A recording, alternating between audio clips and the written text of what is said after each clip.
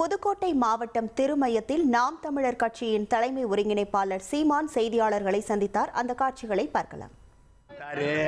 26, 29, 31 எல்லாத்துலயும் நான் தனிச்சு தான் போட்டிடுவேன். சரியா வரவா?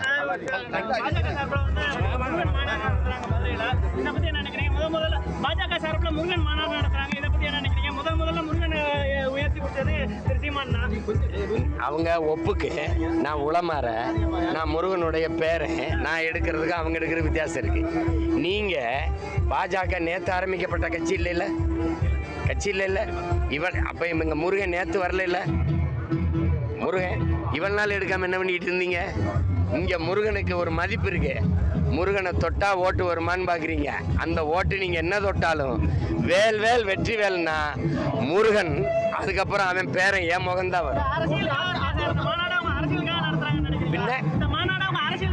பின்ன எதுக்காக அப்படின்னா நீங்க அப்பவே நடத்திருக்கணும்.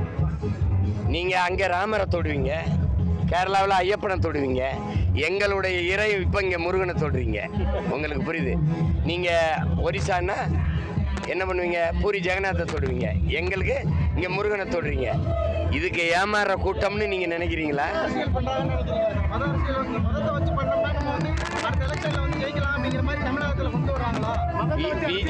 பிஜேபியின் அரசியல் மத அரசியல் இல்லாமல் மக்கள் நல அரசியலா?